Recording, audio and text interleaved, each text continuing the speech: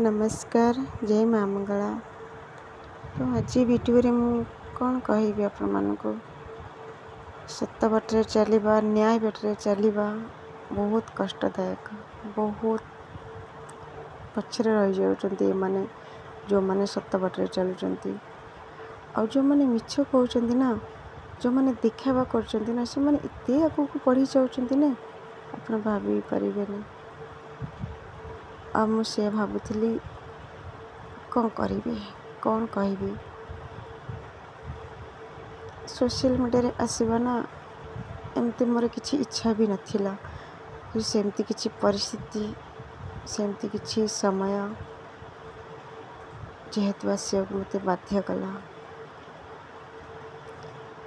बहुत बहुत किसी मन रे अच्छी